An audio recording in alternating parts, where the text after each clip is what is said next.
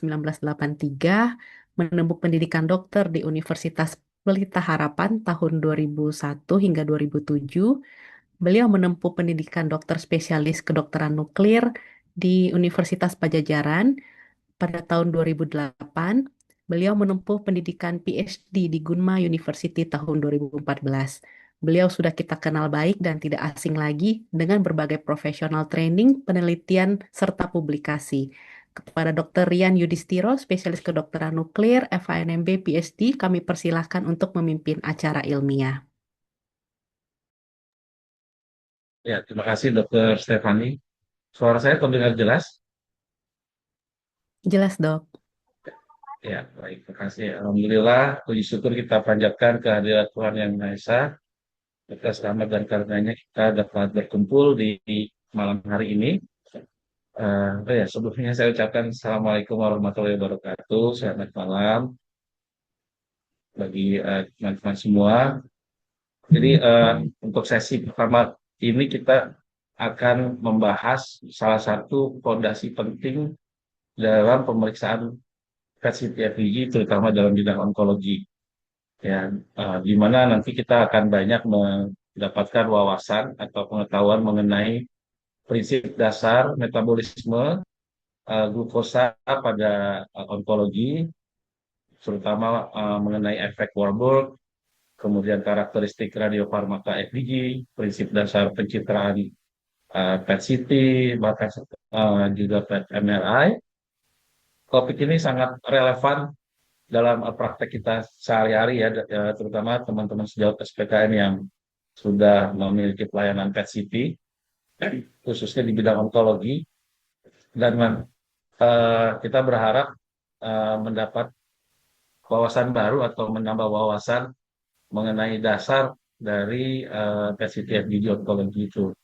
Dan nanti juga kita akan berdiskusi lebih lanjut dengan narasumber kita hari ini. Ya, narasumber kita hari ini sudah kita kenal dengan baik, guru kita, Dr. Basuki Hidayat, spesialis kedokteran nuklir, spesialis onkologi.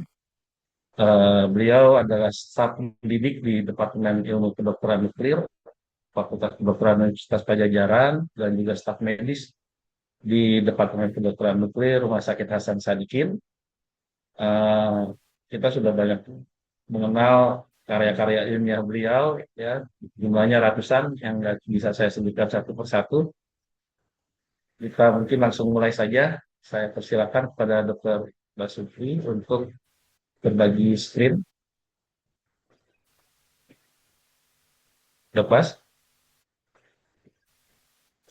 Udah bergabung belum nih? Dr. Basuki? Kedengaran suaranya? Suaranya Ya, Iya kedengeran dok, dong, Pak? dengar? Kedengeran. terdengar. Ya, Ya, Assalamualaikum warahmatullahi wabarakatuh. Waalaikumsalam. Salam. salam. Ya, saya coba share screen dulu ya. Eh, Siap. Punten ini untuk para guru besar, para senior, sejawat sekalian. Saya diminta oleh Dr. Rian yang awalnya Dr. Rian untuk membaca lagi mengenai eh,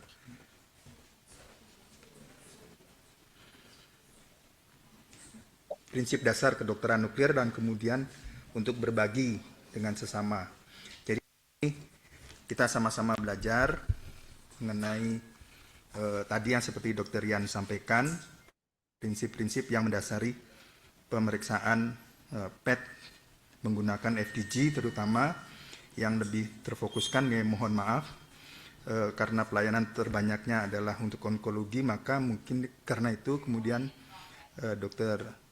kepanitiaan meminta untuk metabolismenya dilihat secara onkologi, gitu. Tidak menutup pada hal-hal yang lain yang di luar dari ini. Mungkin nanti ada sesinya ya, yang berikutnya pada aplikasi advance dari aplikasi lebih lanjut daripada pemakaian pemeriksaan PET. Slide-nya sudah terlihat? Udah, Udah udah. dok. Sudah, dan Ya, suaranya kalau di saya juga cukup jelas, Dok. Iya, ya, silakan, jadi Dok. kita membagi sesuai dengan permintaan dari kepanitiaan. Kemudian saya membagi jadi 4 bagian. Jadi mohon maaf nanti terbagi-bagi jadi 4. Pertama adalah sesi pertama 2 sesi. Sesi pertama ada 2 subsesi, yaitu mengenai efek Warburg dan positron emission tomografi. Sesi kedua mengenai FDG dan perbandingan antara PET, FDG PET CT dengan PET MRI. Sebentar. Halo, Dek.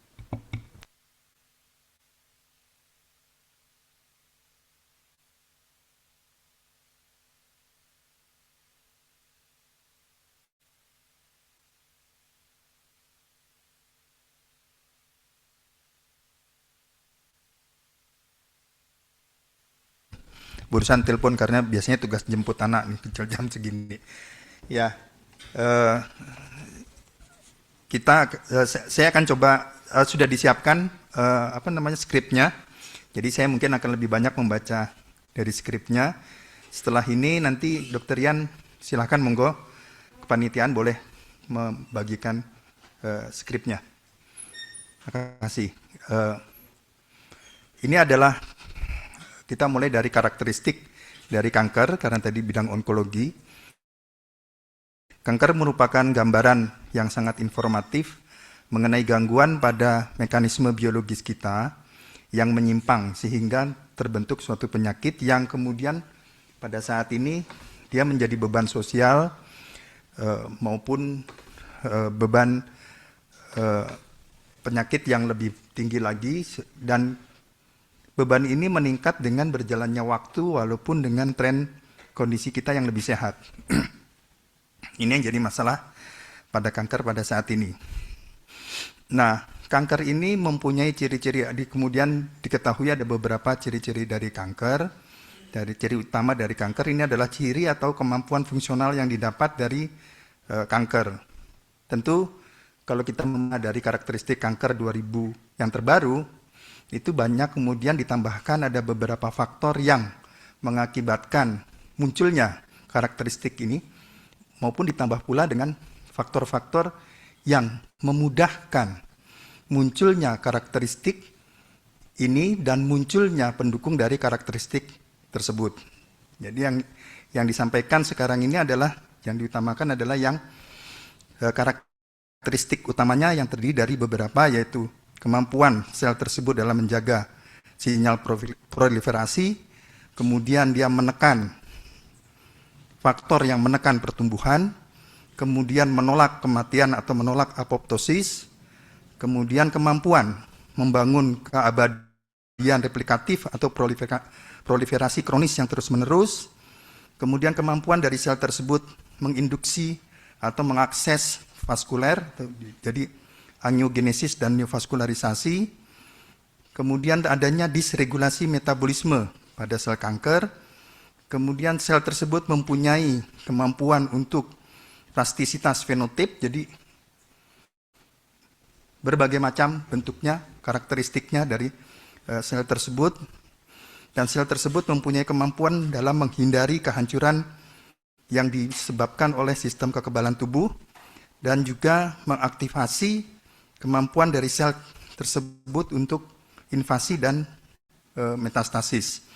Itu adalah karakteristik yang harus ada pada suatu sel sehingga sel tersebut layak dikatakan sebagai salah satu kanker. Dan salah satu dari ciri utama yang paling sering dimanfaatkan dalam pencitraan kedokteran nuklir adalah ciri desregulasi metabolisme seluler untuk kebutuhan proliferasi. Untuk kebutuhan proliferasi ini syaratnya adalah harus tersedia energi yang cukup serta blok bangunan seluler yang cukup tangguh untuk mempertahankan pertumbuhan, pembelahan, dan kelangsungan hidup daripada sel. Nah, sel yang normal, non-proliferatif, atau yang secara normal sementara proliferatif, ada sel-sel yang memang sementara berproliferasi, sel darah, reproduksi, dan yang lainnya.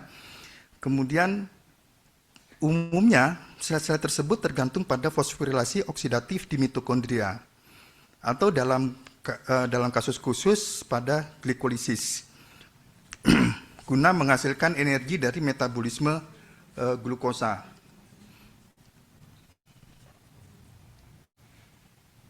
Ya, sementara sebaliknya sel kanker mengadopsi fenotip metabolik kompleks yang dinamik, spasial, dan temporal. Pertama, banyak sekali sel kanker pada dasarnya merupakan hibrida metabolik dalam menyediakan energinya, yang secara bersama-sama, selain dia memanfaatkan fosforilasi oksidatif, juga memanfaatkan glikolisis aerobik dalam berbagai derajat untuk mengoptimalkan produksi sumber energi dan blok bangun seluler. Kedua, sumber bahan bakar di luar glukosa seperti laktat dan glutamin yang disediakan dari pembuluh darah sekitarnya atau dari jaringan sekitarnya juga dimanfaatkan dengan optimal oleh sel kanker tersebut. Ini kursornya kemana? Kursornya nggak kelihatan.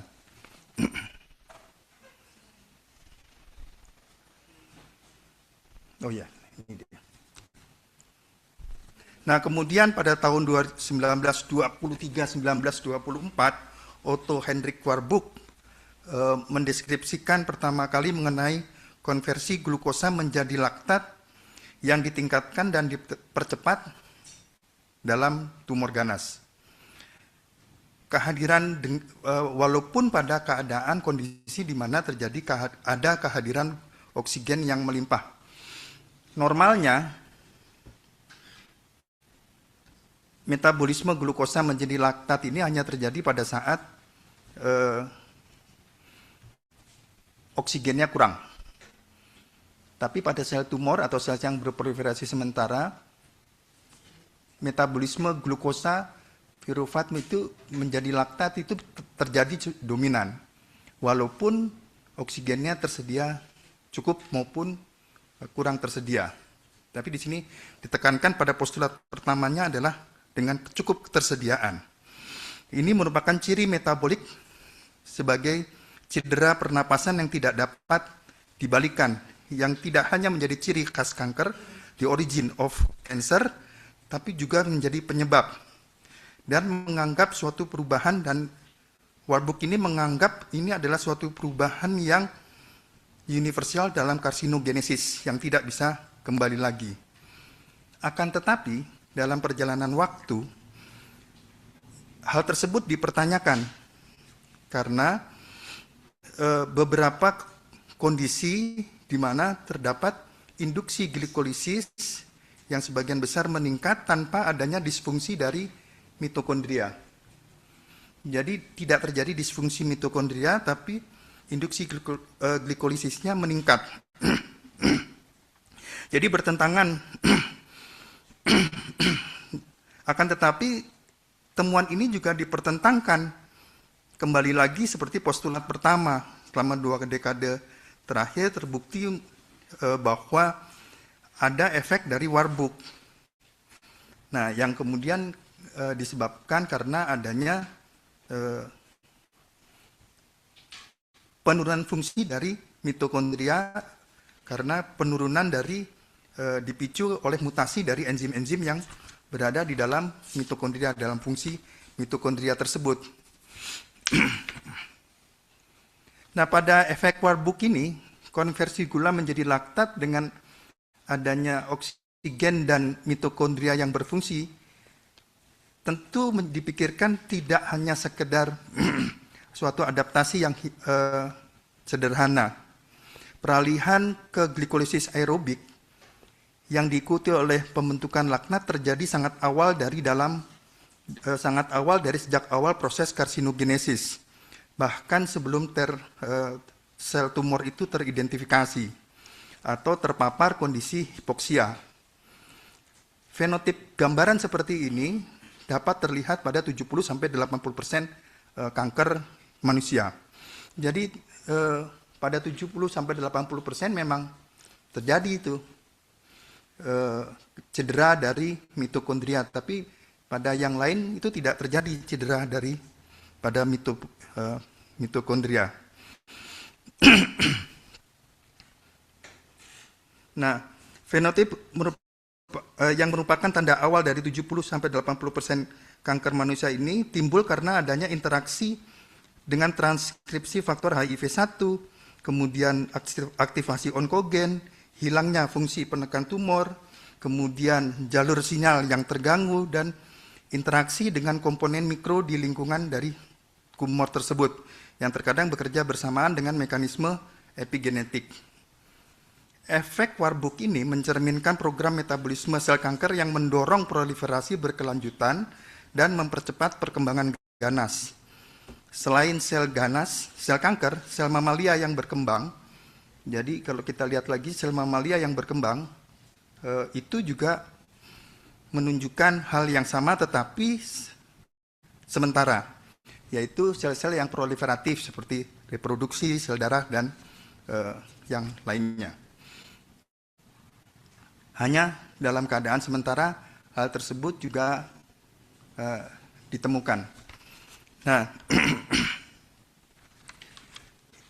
ini adalah tadi diketahui bahwa kecepatan daripada glikolisis aerobik efek Warburg itu tidak efisien. Dia menghasilkan energi lebih kecil dibandingkan dengan fosforilasi oksidatif dari mitokondria yang menghasilkan energi yang cukup tinggi, 32-33, sementara efek Warburg itu hanya 2-4 ATP. Akan tetapi, produksinya sangat cepat sekali pada saat dibutuhkan, di mana fosforilasi oksidatifnya tertekan. Glikolisis aerobik ini kecepatannya luar biasa, sehingga kebutuhan untuk ATP-nya dapat meningkat. Dan kecepatannya ini, kecepatan produksi itu bisa 20-300 kali dibandingkan kecepatan produksi dari ATP dari mitokondria, walaupun dalam satu siklus didapatkan sedikit, tapi totalnya dalam satu siklus tersebut menghasilkan energi yang cukup tinggi. Dan itu adalah suatu pilihan karena jalur tersebut akhirnya juga menyiapkan energi yang cukup atau kebutuhan yang cukup untuk membentuk blok seluler yang cukup baik. Biosintesis dari DNA dan asam amino ini menjadi cukup baik karena adanya enzim yang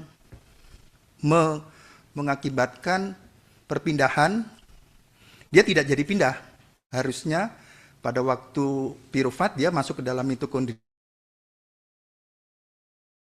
ini tidak masuk ke dalam mitokondria, terbentuk laktat, juga terbentuk dimanfaatkan untuk biosintesa dari DNA. Jadi pada mitokondria itu menjadi kecil sekali, dipergunakan untuk diproses menjadi energi. Jadi ini adalah suatu pilihan adaptasi daripada sel tersebut dalam menjaga proliferasinya dan pertumbuhannya. Nah, kemudian laktat yang terjadi itu, pirufat itu kemudian berubah jadi laktat, kemudian laktatnya keluar dengan MCT4 keluar daripada sel. Tapi kemudian oleh sel sebelahnya juga ditarik lagi, masuk kembali ke dalam, jadi reverse dari simbiosis dari efek Warburg yang kebalik. Jadi dia masuk kembali menjadi sumber energi lagi pada sel kanker tersebut. Jadi bayangkan dia memblok fosforisasi oksidatif di mitokondria, tapi dia menghasilkan laktat yang kemudian menjadi sumber energi. Ada beberapa sumber energi, tidak hanya dari laktat, termasuk juga dari pembentukan glutaminolisis dari mitokondria, itu juga menghasilkan energi. Ini cepat sekali. Dan keluaran hasil akhirnya juga bentuknya adalah laktat kembali. Jadi kembali lagi dipakai lagi. Jadi seperti yang disampaikan tadi, sumber energi pertamanya adalah glukosa, kemudian memanfaatkan substrat lain, laktat, dan memanfaatkan glutamin. Itu adalah pilihan supaya bisa hidup. Nah, pemahaman hal tersebut kemudian dijadikan landasan untuk dilakukan pencitraan FDG ini. Mengenai FDG yang suatu analog glukosa, nanti kita akan bicarakan. Yang masuk ke dalam sel kanker, kemudian kita bisa dapat citra itu. Tetapi FDG ini, kalau dari segi teorinya ini, dia tidak bisa memberikan informasi apa-apa, hanya penyerapan glukosa. Mengenai cacat mitokondria yang terjadi, perdebatan itu dia nggak bisa terangkan dari hasil pencitraan dari FDG. Dan ini menarik, sebenarnya dua-duanya ada di kedokteran nuklir. Dan kita sering ketemu. Tidak di sini, tapi tidak dibahas di sini. Nah, ini contohnya dalam pemakaiannya, ya semua sudah mafhum. Ini sebelum diberikan terapi, kemudian sesudah diberikan terapi, kita tahu metabolismenya menjadi berkurang, walaupun secara fisik masih ada, dia menyusut. Metabolismenya jadi berkurang, jadi kita bisa manfaatnya di sana. Kita bisa menggunakan kalau efek Warburg ini nggak ada, berarti sudah tidak ada lagi ciri khas sebagai kanker, mungkin kankernya sudah secara metabolisme sudah mati atau sudah berkurang, tidak viabel, kita bisa visualisasikan. Ya, jadi Warburg ini bukan suatu kerusakan, akhirnya orang bilang, tapi pilihan bagaimana dia bisa survive, mengendalikan sistem ganda, sitosol yang membakar glukosa dan mitokondria yang membakar glutamin. Kemudian eksploitasi atau penelitian atau penggunaan ini, manfaat ini kita manfaatkan untuk pencitraan. Begitu barangkali Dr. Yan untuk yang sesi pertamanya mengenai efek dari Warburg. Jadi Warburg itu adalah suatu keadaan di mana terjadi percepatan mana tadi?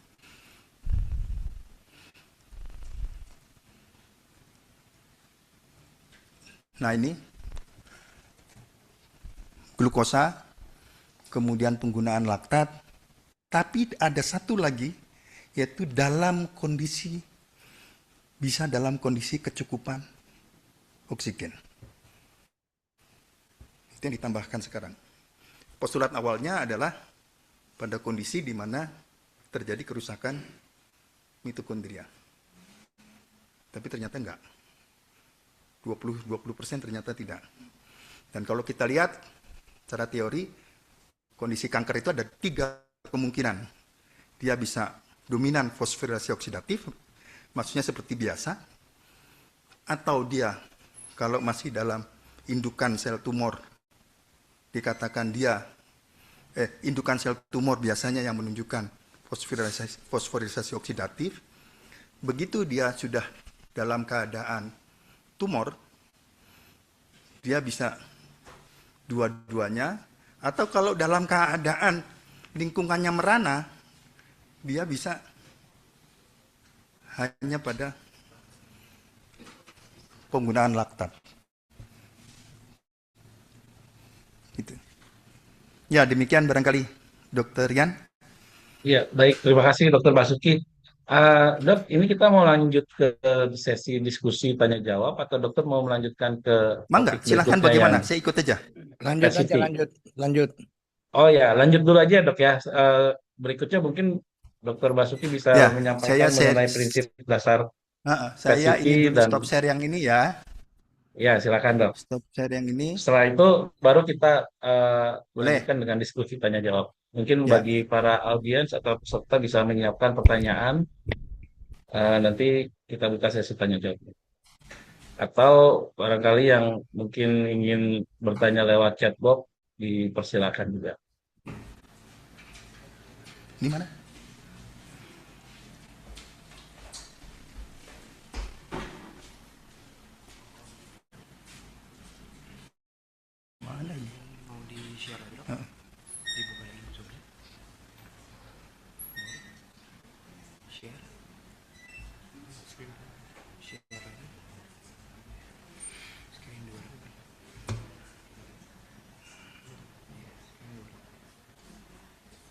Yuk, full screen satu. Decline aja. Screen 2 nanti nggak share sama dengan yang ini. Jadi hanya yang ini dok yang dikembangkan.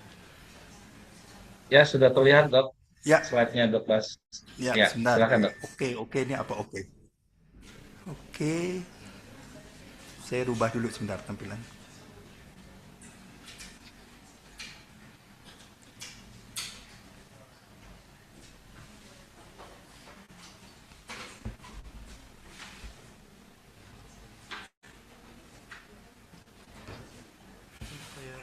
Ya, udah, ya.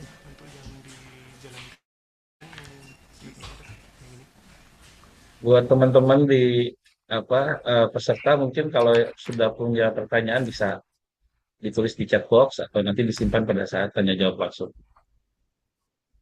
Gimana, Ya, Dr. Basuki, udah siap? sekarang kita masuk Silakan, ke, Dok. ya, ini sudah terlihat ya. Yang kedua mengenai tadi Sudah. sudah disampaikan bahwa kemudian kita memanfaatkan itu pada pencitraan menggunakan PET dengan menggunakan radiofarmaka fluorodioksi 2 glukosa. Nah, sebelum kita sampai ke sana, dari panitia minta satu-satu. Jadi kita bicarakan dulu secara singkat, sekilas mengenai PET, positron emission tomografi. Tomografi adalah representasi dua dimensi dari struktur yang terletak dalam bidang terpilih pada subjek 3 dimensi. Jadi representasi, oh ini bisa. 2 dimensi dari struktur yang terletak pada bidang terpilih pada subjek 3 dimensi. Teknik tomografi terkomputasi atau CT modern termasuk di dalamnya PET, SPECT, dan tomografi dari sinar X, yaitu CT scan. Menggunakan sistem detektor yang ditempatkan atau diputar di sekitar objek, sehingga diperoleh banyak sudut pandang berbeda atau dikenal sebagai proyeksi dari objek tersebut. Kemudian dipergunakan algoritma matematis untuk merekonstruksi gambar bidang-bidang terpilih tersebut ke dalam suatu objek dari proyeksi tersebut.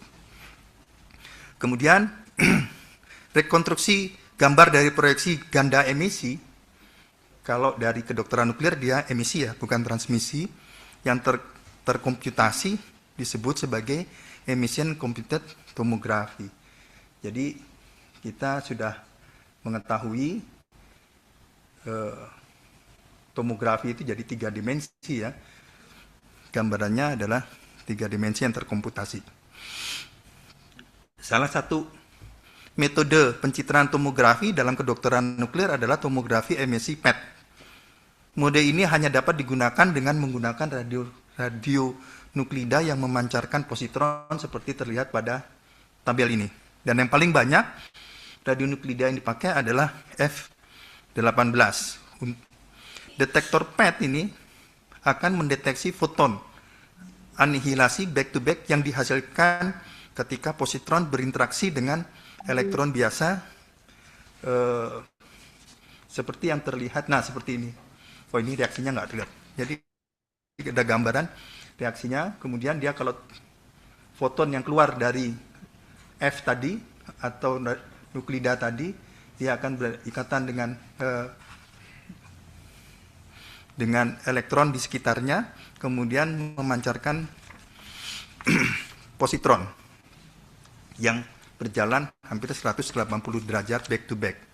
Nah, ada 2 prinsip utama pada kamera PET. Sebenarnya banyak sekali, tapi ini 2 prinsip yang seringkali menjadi pedoman awal. Yaitu pertama adalah deteksi anihilasi koinsiden. Ini kemampuan untuk mendeteksi hampir bersamaan dari 2 foton anihilasi. Hal ini memungkinkan PET untuk menentukan asal-usul dari foton tersebut sepanjang garis lore-nya. Sepanjang garis line of response. tanpa menggunakan kolimator penyerap. Peristiwa koinsiden dianggap terjadi ketika sepasang peristiwa tercatat dalam satu jendela koinsiden berkisar antara 6 sampai 12 nanosecond. Jadi ini kisarannya itu sekitar 6 sampai 12 nanosecond. Nah, prinsip yang kedua, pertama adalah prinsip mengidentifikasi kejadian anihilasi. Prinsip yang kedua adalah time of flight, yang dimungkinkan untuk mendeteksi lokasi di sepanjang garis tadi, garis detektor line of response tadi. Tempat foton dan foton itu berasal. Jadi ini garis ini, jadi kemampuan satu mendeteksi, dua menentukan time of flight-nya. Nah, teknik ini memungkinkan pembentukan gambar tomografi yang disebut sebagai PET tadi. Ini adalah dasarnya. Setelah itu, setelah data-data ini dikumpulkan, kemudian akuisisi datanya adalah seperti ini. Tadi dikatakan bahwa ini adalah 3 dimensi berbeda dengan 2 dimensi, di mana pada 2 dimensi sinyal yang masuk itu harus sejajar sesuai dengan kolimatornya. Jadi dia hanya masuk yang dibatasi oleh septa-septa ini. Nah, kemudian dibuat algoritmanya, kemudian terjadilah gambar 2 dimensi. Nah, berbeda dengan gambar yang 3 dimensi. Gambar yang tidak gambar yang 3 dimensi ini memerlukan data yang lebih banyak. Kemudian dia memerlukan sinyal yang masuk dari berbagai arah tanpa dibatasi oleh adanya septa ini. Jadi ini direct plane, ini adalah cross plane. Dan cross plane ini tetap bisa masuk ke dalam, terdeteksi oleh detektor. Ini data yang dikumpulkan untuk 3 dimensi. Jadi sekat antar bidangnya dihilangkan dari pemindai PET dan data diperoleh untuk semua garis respon yang mungkin. Hal ini menghasilkan meningkatkan sensitivitas yang 4-8 kali lebih kuat. Jumlah foto yang tersebar dan laju penghitungan juga meningkat. Jadi akibatnya bisa terbentuk gambar yang lebih baik. Selama dekade terakhir, pemindahan PET tanpa sekat atau dengan sekat yang dapat ditarik tanpa sekat, atau kalau dengan sekat, sekatnya bisa ditarik secara otomatis, telah menjadi standar pada kamera yang sekarang, sehingga dapat diperoleh sepenuhnya dalam data 3 dimensi. Nah, setelah volume diperoleh, data tersebut juga dapat ditampilkan sebagai potongan melintang 2 dimensi yang ditumpuk atau dipotong ulang menjadi potongan koronal sagital untuk dilihat. Jadi bisa dilihat secara 2 dimensi setelah terbentuk. Ya. Tapi pencitraan itu kan tujuannya agar intensitas gambar yang direkonstruksi sebanding dengan jumlah atau konsentrasi aktivitas di lokasi yang sesuai pada objek. Sehingga perbandingan harus akurat antara organ yang berbeda, yang sakit dengan yang normal, target dengan background itu harus terlihat jelas. Untuk itu, maka diperlukan sejumlah koreksi untuk mencapai pencitraan yang baik tersebut. Koreksi yang selama ini paling banyak dipakai atau yang paling berpengaruh pada pesawat PET adalah koreksi atenuasi.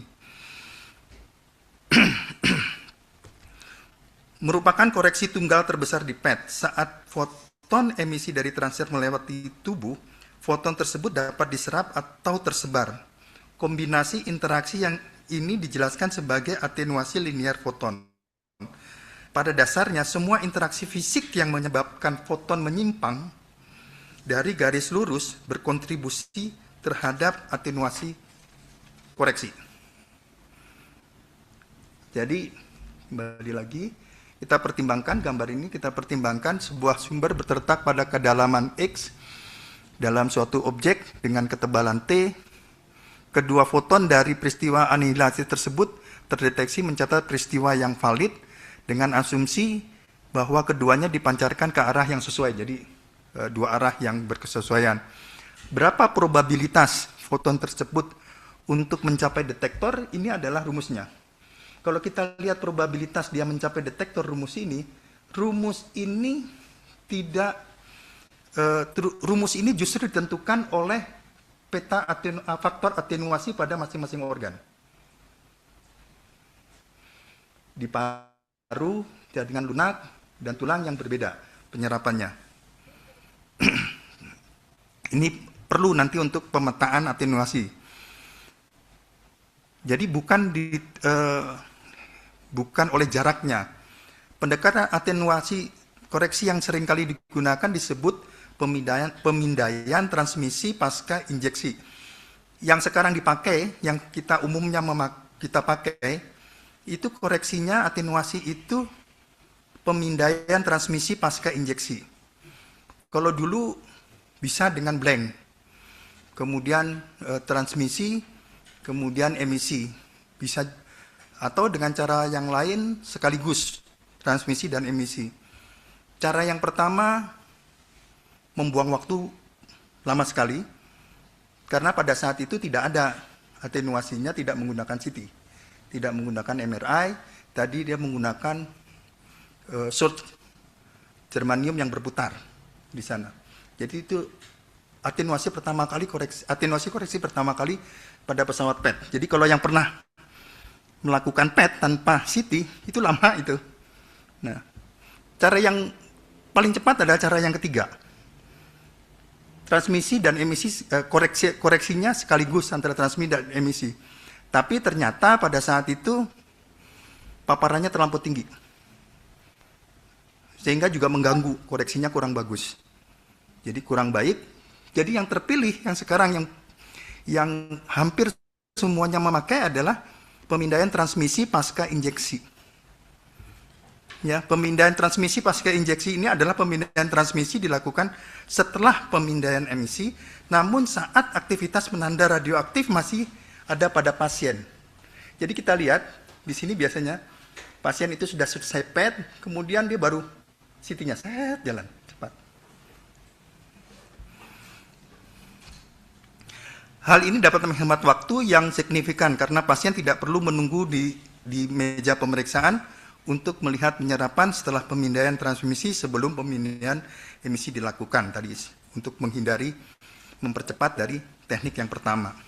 Keuntungan lain adalah mengurangi kemungkinan pergerakan, ada misregistrasinya berkurang antara PET dengan antara transmisi dengan emisi. Ya. Nah, ini ya. Ini adalah contoh atenuasi koreksi yang terjadi. Kita lakukan atenuasi koreksi seperti ini. Nah, kemudian keputusan kita sudah tahu bahwa keputusan klinis selama ini kan tidak hanya tergantung pada sinyal atau penangkapan dari radioaktif, tetapi juga ada hal lain. Nah, kemudian terpikirkan untuk menggabungkan antara pencitraan fungsional dengan pencitraan anatomi seperti CT dan MRI. Diintegrasikan dengan keduanya, kemudian pemindaian dilakukan secara berurutan sehingga memiliki registrasi spasial dan temporal yang baik. Karena hal tersebut, kemudian CT menjadi lebih terpilih dibandingkan dengan MRI. Nanti kita akan bicarakan kenapa CT menjadi lebih terpilih. Juga memungkinkan karena CT memungkinkan untuk menyediakan peta atenuasi koreksi jaringan dan juga untuk menghitung koreksi atenuasi foton, penyebaran dari pemeriksaan studi PET. Nah, ini ya.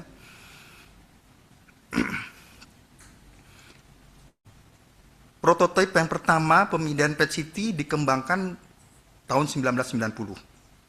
Nah, dari sejak itu hampir semuanya sekarang menggunakan CT. Nah, sistem hibridaya ini terdiri dari komponen PET CT yang terpisah dengan beberapa integrasi mekanis terkait dengan komponen yang pergerakan tempat tidur, mekanis seperti pergerakan tempat tidur pasien melalui kedua sistem dan tingkat integrasi perangkat lunak yang mengontrol tingginya tempat tidur dan pengambilan gambarnya. Juga untuk merekonstruksi gambar, koreksi, atenuasi, dan visualisasi. Salah satu keunggulan utama pemindai hibrida SPECT CT atau PET CT adalah kemampuan CT memperoleh gambar transmisi berkualitas statistik tinggi secara cepat yang dapat digunakan untuk koreksi atenuasi dan koreksi penyebaran. Nah, pemindaian CT ini menggantikan kebutuhan akan pindahan transmisi yang memakan waktu tadi yang seperti disampaikan. Dia menjadi lebih gampang. Nah, sementara kalau kita lihat sistem hibrida PET ini, MRI juga sudah dikembangkan. Akan tapi ada masalah di sini. Memang MRI bagus untuk jaringan lunak. Akan tetapi ternyata perangkat dari detektor itu sangat peka terhadap medan magnet. Jadi ini yang menjadi masalah, tantangan pada penggunaan PET MRI. Jadi kepekaan itu mengakibatkan tidak mengkombinasikannya tidak semudah mengkombinasikan dengan PET CT. Sekarang ada menggunakan fotodioda yang lebih kebal terhadap medan magnet. Akan tetapi tetap hal tersebut mengakibatkan biayanya menjadi mahal. Nah, ini adalah contoh-contoh gambar yang efek dari atenuasi koreksi. Ini efek atenuasi tidak hanya menyebabkan aktivitasnya itu diabaikan, tetapi juga menyebabkan distribusi bias, distribusi yang tidak homogen. Beberapa artefak umum dapat muncul kalau kita tidak lakukan atenuasi koreksi. Dikenal sebagai hot lung. Ini parunya jadi panas, kemudian penangkapan yang tinggi di kutis, di kulit, di permukaan. Nah, ini kemudian dilakukan atenuasi koreksi, kita bisa melihat tidak ada apa-apa di parunya dengan menggunakan CT ini, maka kita bisa lihat lebih baik. Akan tetapi, ada suatu kondisi di mana gambar tanpa atenuasi koreksi ini juga baik. Contohnya di sini, ini contoh saja. Ini adalah gambar ada misregistrasi karena perpindahan pada saat transmisi dan emisi pasiennya bergerak. Begitu di atenuasi koreksi terlihat ada penangkapan sejajar dengan tulang belakang. Tanpa atenuasi koreksi, gambaran tersebut hilang. Ini disebabkan karena misregistrasi dari perpindahan tadi. Ini beberapa kali sering terjadi. Jadi untuk beberapa hal, kondisi, nanti kita bisa lihat juga, gambaran tanpa atenuasi koreksi itu tetap kita perlukan. Kita ragu-ragu, kita harus lihat gambaran atenuasi koreksi. Ya, demikian barangkali Dr. Rian mengenai PET. Jadi PET ini adalah suatu piranti pesawat 3 dimensi di kedokteran nuklir yang pemanfaatannya menggunakan radionuklida yang memancarkan foton sehingga terjadi positron anihilasi yang dapat dideteksi oleh PET.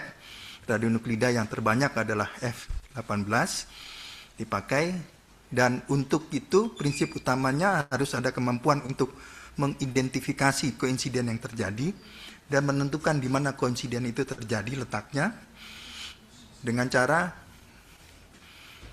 mendapatkan hasil citra yang baik yang kontras, yang dapat memberikan informasi melalui citra atenuasi koreksi.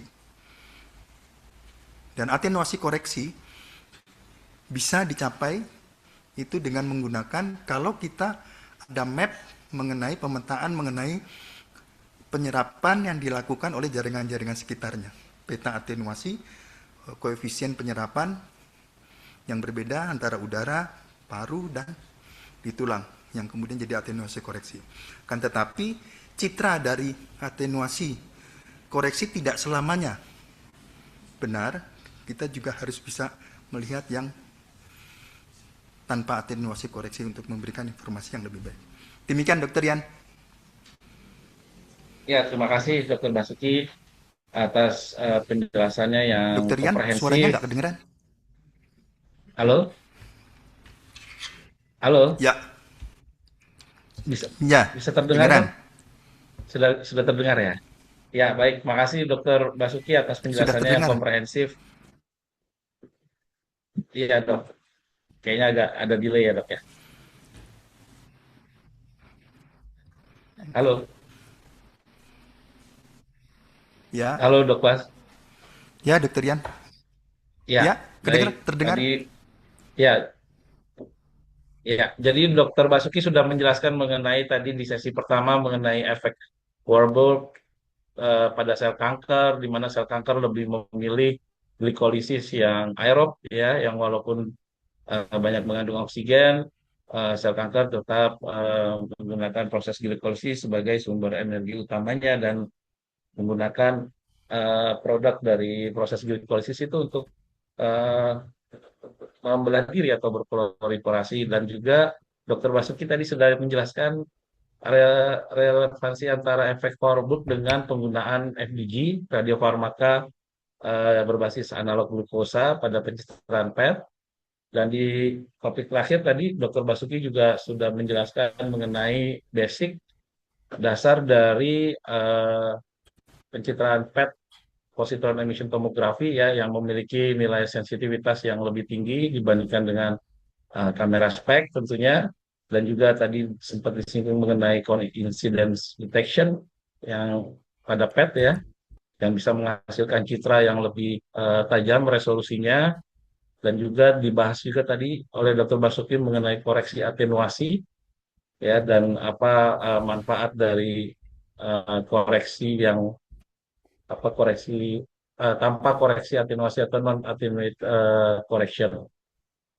Baik, kalau begitu kita buka sesi tanya jawab. Barangkali dari audiens ada yang ingin bertanya, silakan.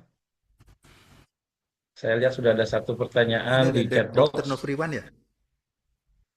Ya, Dr. Novriwan bertanya apakah efek Warburg dapat mempengaruhi kualitas pencitraan PET dan apakah eh, ini dapat menentukan grade suatu keganasan.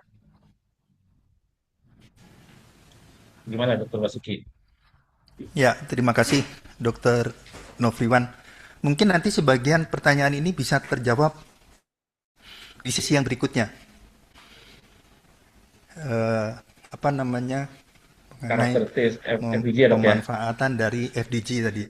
Ya, hanya saja tadi saya sampaikan bahwa memang sel kanker itu variasi. Dia bisa fosforilasi oksidatif yang dominan, bisa glikolitik aerobik yang dominan, bisa kombinasi keduanya. Yang paling sering kan kombinasi keduanya. Nah, ini ditengarai, kondisi ini berhubungan dengan kondisi dari sel tumor tersebut. Juga tergantung pada bisa dipengaruhi oleh lingkungan dari sel tumor tersebut. Jadi, apakah akan mempengaruhi kualitas? Mungkin pertanyaannya bukan kualitas, tapi Warburg ini kemudian akan mengakibatkan dia bisa menangkap atau tidak menangkap glukosa yang kita perlukan. Nah,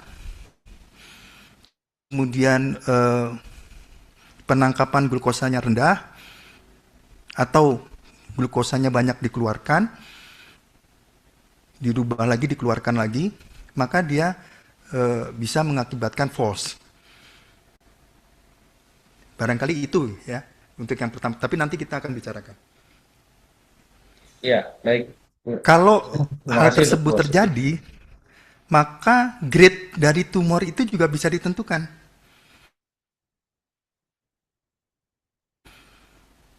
Sangat mungkin bisa ditentukan. Halo?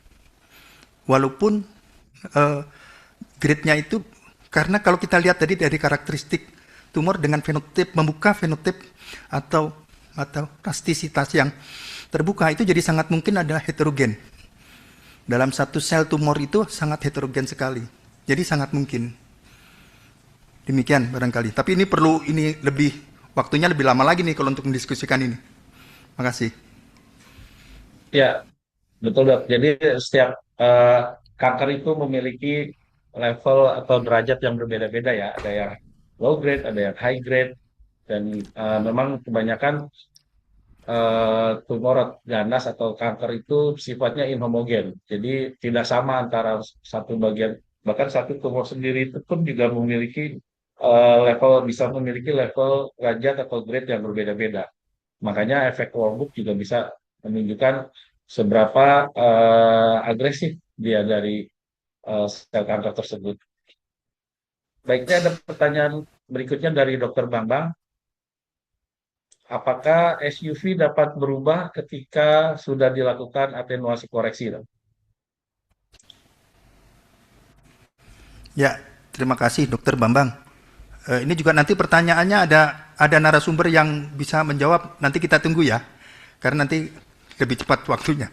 Saya lihat judulnya Dokter Yan atau panitia memberikan itu bagaimana mengenai SUV dan parameter kuantitatif pada pemeriksaan PET. Ya, betul ya, Dokter Yan ya.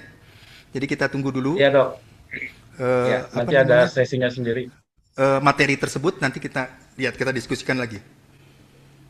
Ya, baik. Tapi mungkin untuk sedikit mengobati rasa penasaran Dokter Bambang, saya akan bantu jawab ya, Dok ya. Jadi betul, Dok. Jadi SUV itu bisa berubah setelah dilakukan koreksi atenuasi. Bahkan pada beberapa kasus perubahan itu cukup signifikan ya. Karena kita tahu kan positron itu kan memancarkan energi yang cukup tinggi ya, 511 kV. Nah, itu kalau dia tidak ditahan atau diserap koreksi atenuasi, maka eh, sinyalnya itu sebelum mencapai detektor dia akan hilang. Jadi SUV-nya bisa lebih lebih rendah kalau tidak dilakukan koreksi atenuasi. Ya, jadi apa betul bisa berubah SUV-nya ketika sudah dilakukan koreksi atenuasi. Nanti lebih detailnya mungkin akan terjawab pada sesi mengenai parameter kuantitatif. Itu ada di sesi ketiga atau keempat, saya lupa, nanti kita bisa lihat lagi. Oke, kita lanjut ke pertanyaan berikutnya. Apakah ada hubungan efek Warburg dengan dual time point FDG PET-CT pada berbagai kanker? Ini dari Dr. Hanif Alkari. Silakan, Dr. Basuki. Ya, Dokter Hanif, terima kasih pertanyaannya. Eh, mestinya ada ya, mestinya ada, tapi nanti kita bicarakan pada FDG. Nanti di FDG kita akan bicarakan efek dari penangkapan tersebut. Ya, Ya, nanti baik. Dokter Yan, nanti ada skemanya, Baik, Dok. Jadi nanti di ada topik grafik. berikutnya ya, Dok ya, pada Ya, sesi kedua ada ya, Dok ya. grafiknya ya. Ya, Ya, Dok, mungkin pertanyaan terakhir dari saya, Dok. Eh, Sebenarnya apa sih, Dok, tantangan terbesar dalam proses koreksi atenuasi pada PET itu, Dok? Maksudnya apa yang kira-kira bisa menjadi suatu hambatan atau kesulitan pada saat kita melakukan koreksi atenuasi, Dok? Karena nanti ini kan berhubungan pada saat pelayanan PET nanti mungkin ada saatnya kita menemukan satu pasien yang gambarnya mungkin secara kualitas dia tidak layak karena uh, apa namanya ada suatu kesalahan teknis atau apa. Nah, di mana peran koreksi tuan atenuasi ini dalam dalam memberikan kualitas gambar yang layak untuk dibaca dalam pemeriksaan PET.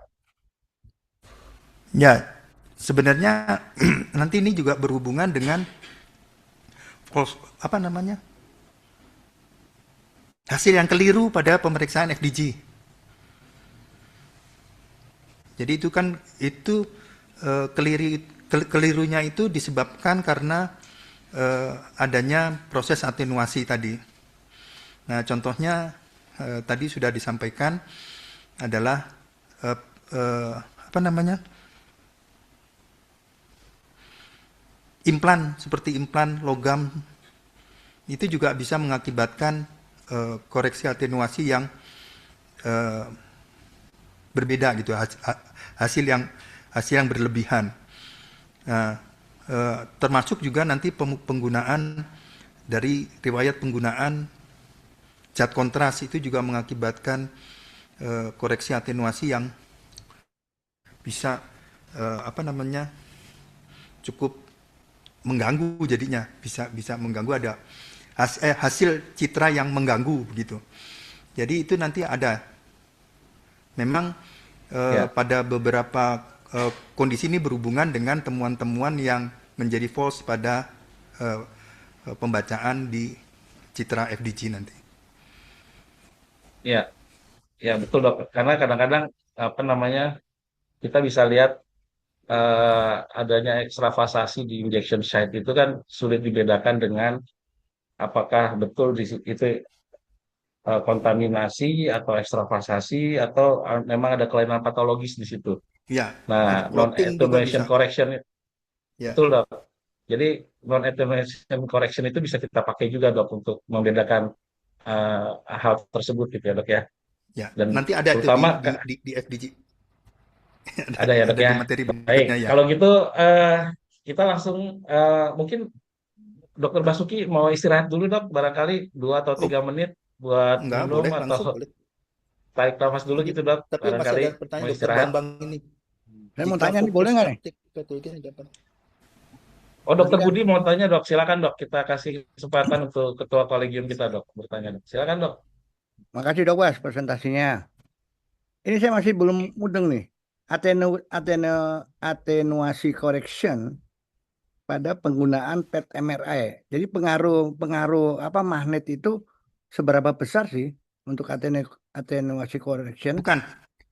Jadi bukan, dia justru menguntungkan untuk atenuasi koreksi. Kalau untuk atenuasi koreksinya sebenarnya peta mappingnya itu bisa dari CT scan maupun dari MRI. Secara teori bisa. Tetapi yang menjadi susahnya itu adalah komponen-komponen pada pesawat PET itu sangat peka terhadap medan magnet. Itu yang mengakibatkan apa namanya, penggunaan PET MRI itu menjadi mahal.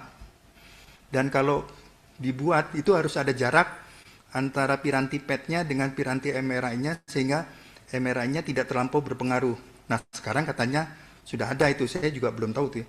Sudah ada dibuat detektor yang diodanya lebih tahan terhadap medan magnet. Ya. Jadi kalau untuk atenuasinya sih sebenarnya nggak ada masalah. Masalahnya itu karena kerentanan apa namanya, preparat apa, MRI. alat-alat PET itu dengan medan magnet yang dikeluarkan oleh MRI. Oke. Siap. Makasih dok Bas. Udah, makasih. Baik, terjawab ya dok Bud ya. Eh, Dokter Basuki mau menjawab pertanyaan Dokter Bambang satu lagi ya. Ini apakah bisa disimpulkan jika fokus aptek patologis yang hanya terlihat pada citra attenuate correction, tapi tidak tampak pada citra non attenuate correction? Itu bisa kita langsung kita anggap sebagai patologis atau tidak?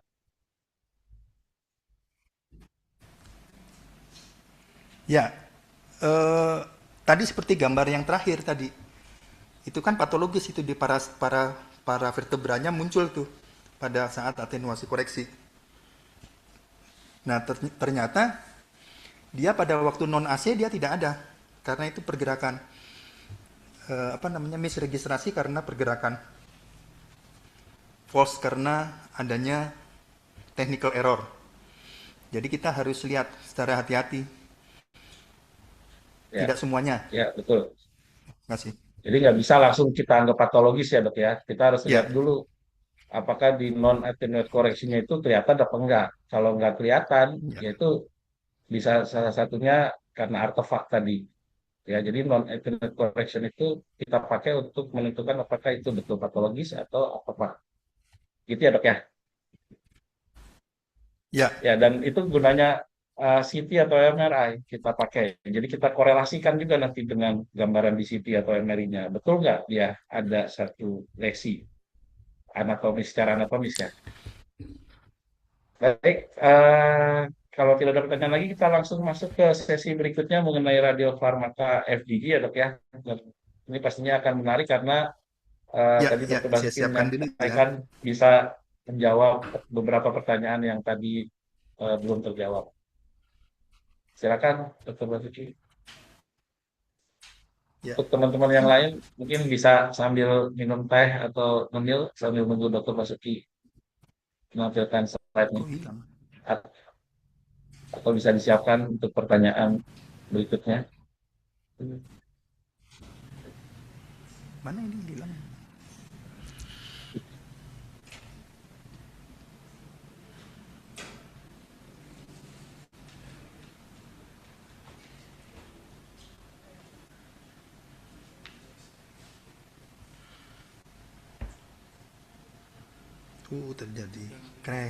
Terjadi crash. Di mana ini?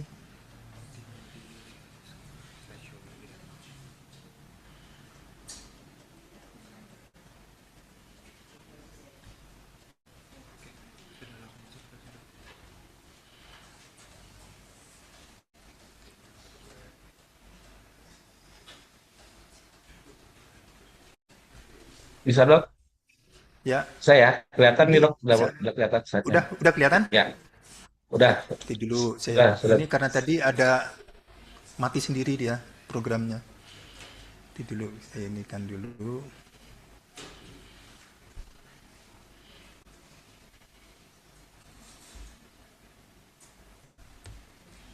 Dia tidak bergerak.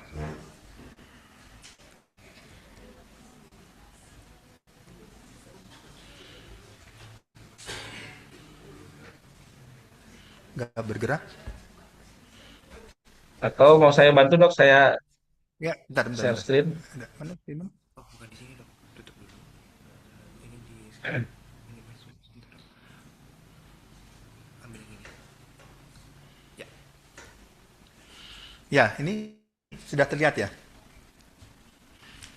Sudah dok. Ya, ini kita sekarang masuk ke mengenai fluoro F18 2-fluoro 2-deoksi-glukosa atau 18F-FDG yang kita sering kali kemudian melafalkan sebagai FDG saja. Mohon maaf, barangkali selama pembicaraan supaya lebih mudah, presentasi supaya lebih mudah saya menggunakan FDG. Gitu. Nah, FDG adalah suatu analog glukosa. Suatu analog ini glukosa, kemudian FDG adalah suatu analog glukosa.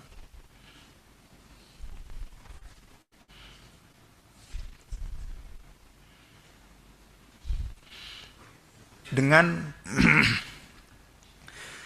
dengan rantai karbon pada rantai keduanya dirubah menjadi menggunakan F18, mensubstitusi karbon pada cabang keduanya itu menjadi F18. Radionuklida F18 ini mempunyai waktu paruh 110 menit, kemudian emisi positronnya sekitar 1,656 mega elektron volt. Kemudian kenapa dia diletakkan di 2, tidak diletakkan di 3 atau 4? Ini ternyata juga berpengaruh terhadap afinitas pada transporternya, di mana kalau kita meletakkan dia di di 3 atau 4, itu ternyata penangkapannya menjadi lebih rendah dibandingkan dengan kalau dia diletakkan di rantai kedua dengan spesifitasnya hampir 100 kali lebih kuat dibandingkan kalau 3-4. Kenapa kemudian dipakainya 2-deoksi glukosa. Nah, secara farmakokinetik,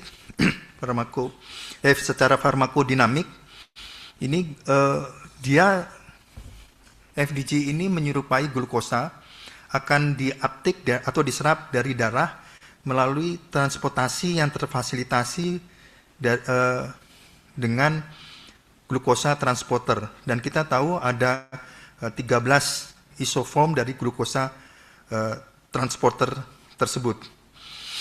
Nah, karena ini bukan suatu proses yang membutuhkan energi, melainkan proses yang difasilitasi. Jadi penangkapannya itu adalah penangkapan yang difasilitasi oleh glukosa transporter. Maka molekul glukosa juga bisa dikeluarkan dari dalam sel. Sehingga ini adalah dua arah. Jadi glukosa transporter ini dua arah, bisa masuk dan bisa juga keluar. Nah, hasil bersihnya adalah difusi molekul glukosa dua arah berdasarkan gradien konsentrasi. Transportasi terutama untuk glukosa FDG ke dalam sel keganasan dalam hal ini, atau dalam sel terutama oleh glukosa transporter tipe 1 dari 13 isoform tadi. Kemudian di dalam sel, glukosa ini, FDG ini akan difosforilisasi oleh heksokinase tipe 2. Ada dua heksokinase yang sudah diketahui, tipe 1 dan tipe 2, tapi terutama oleh tipe 2 menjadi bentuk FDG 6-fosfat. FDG 6-fosfat ini karena bentuknya dia dikenal menyerupai tapi bukan suatu glukosa, maka tidak dilakukan metabolisme lebih lanjut, dia terperangkap. Akan tetapi ada satu kondisi di mana terjadi pelepasan dari F oleh F-nya hilang itu oleh glukosa 6-fosfatase, sehingga dia terbentuk kembali menjadi glukosa FDG lagi dan bisa dikeluarkan dari sel tersebut melalui glukosa transporter. Nah, sebagian besar dari sel keganasan itu konsentrasi glukosa 6-fosfatnya itu rendah, sehingga dia terperangkap di dalam, mempunyai kesempatan kita bisa lakukan pencitraan.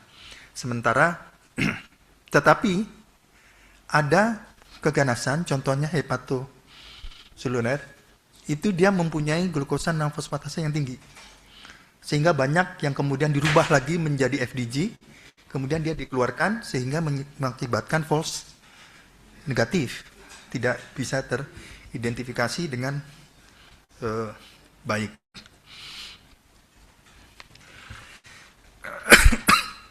Nah, penangkapan FDG ini secara farmakokinetiknya, setelah dilakukan penyuntikannya kan diberikannya secara intravena, dia akan tersebar ke semua organ, diangkut ke dalam sel dan difosforilisasi menjadi FDG 6-fosfat dengan laju yang sebanding dengan laju metabolisme glukosa dalam jaringan tersebut. Jadi mulai ada menjawab pertanyaan yang tadi. FDG kemudian dieliminasi dari sebagian besar dari jaringan itu dalam waktu 24 jam dan dalam bentuk yang utuh gitu ya, melalui urin. Jadi dia akan banyak pada genitourinary karena dia dikeluarkan melalui urin dan dibersihkan tanpa ada perubahan. Akan tetapi keluaran bersihan dari miokardium itu bisa lebih lama, bisa lebih dari 96 jam. Nah, kemudian setelah kita tahu itu, maka kita dia tersebar setelah 30 menit atau 30 hingga 60 menit penyuntikan, dia akan tersebar dan ada organ-organ yang secara fisiologis memang akan menangkap karena banyaknya penggunaan glukosa. Contohnya pada di sini yang paling dominan adalah di otak. Karena glukosa merupakan substrat metabolisme yang mutlak pada otak dan ganglia basal, sehingga kita akan bisa melihat, kalau kita lihat, ini gambar skema karena yakin sudah umum dilihat, otak itu tinggi sekali. Kemudian penangkapan yang sedang rendah di hati, dan penangkapan yang intensitasnya cukup tinggi juga terjadi pada jalur ekskresi pengeluaran, yaitu di ginjal, ureter, kemudian kandung kemih. Nah, intensitas yang agak moderat, yang sedang, juga ada kemungkinan bisa teridentifikasi di organ-organ reproduksi maupun di organ yang lainnya. Contohnya ini di kelenjar ludah parotis, kemudian di timus. Di timus itu tidak selalu, tapi kalau ada ribon karena pemakaian pengobatan, dia bisa muncul, itu bisa menangkap biasanya di mediastinum berbentuk huruf V yang terbalik begitu. Kemudian di jantung juga dengan derajat yang berbagai macam kita bisa melihat, biasanya ada yang tidak menangkap, ada yang sedikit, ada yang menangkapnya intens di miokardium. Kemudian juga di ini tiroidnya enggak, di tiroid juga bisa terlihat ada penangkapan, terutama juga kalau penangkapan, hati-hati kalau diffuse itu bisa karena adanya peradangan karena autoimmune disease, juga bisa terjadi di tiroid. Kemudian di saluran cerna. Saluran cerna ini bervariasi penangkapannya, tapi yang kita harus perhatikan adalah penangkapan fisiologis di saluran cerna di kolon, daerah kolon itu ya, usus besar, yang berhubungan dengan pemakaian metformin. Intestin atau kolon yang berhubungan dengan pemakaian metformin. Tidak diketahui, sampai sekarang masih belum diketahui dengan pasti. Kenapa? Hanya dari penelitian diketahui bahwa fluknya pada waktu pemakaian metformin itu ternyata gula banyak dialirkan masuk ke dalam intestin. Tapi mengapa itunya belum diketahui. Itu yang terjadi, ternyata berbeda penangkapannya pada orang yang diberikan metformin dengan yang tidak diberikan metformin terhadap aliran gula ke sana. Kemudian pada organ-organ reproduksi, terutama wanita, berhubungan dengan siklus menstruasi. Kemudian juga pada wanita, pada payudara berhubungan dengan aktivitas baik menstruasi maupun aktivitas menyusui. Itu juga kita harus bisa hati-hati. Kemudian penangkapan di otot. Penangkapan di otot itu juga bisa terjadi secara fisiologis kalau orang tersebut banyak melakukan aktivitas. Oleh karena itu dia dilarang melakukan aktivitas, termasuk bicara. Nanti akan terjadi di vocal cord, atau ini dikiranya suatu yang patologis. Dan pada beberapa kondisi itu termogenesis, organ termogenesis ini lemak coklat juga bisa, kalau dia teraktivasi karena kedinginan menggigil, dia bisa menangkap. Gambarannya khas.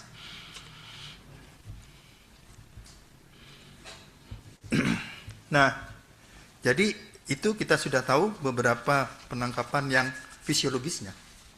Jadi kita harus berhati-hati, jangan sampai penangkapan fisiologis dikatakan sebagai penangkapan yang patologis. Nah, fisiologis yang patologis yang kadang-kadang ya yang sering kali membingungkan kalau nggak hati-hati, contohnya penangkapan di ureter, single ureter.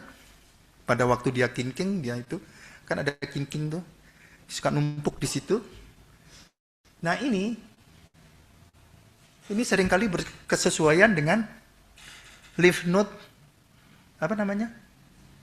interna. Ya.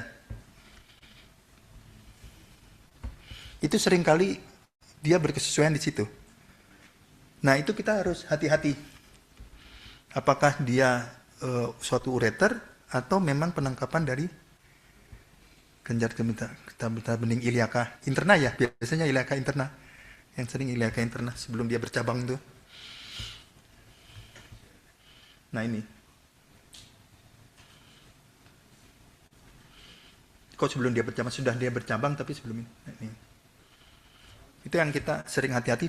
Yang berikutnya adalah, nah ini yang suka kejadian limfoma kan banyak ya. Limfoma banyak di tonsil. Karena tonsil kan secara fisiologis juga dia menangkap. Nah, kapan tonsil yang, nah cilakanya limfoma kadang-kadang bisa bilateral lagi.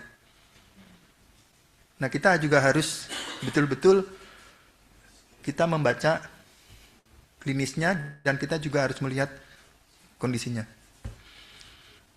Ya. Ya, sudah.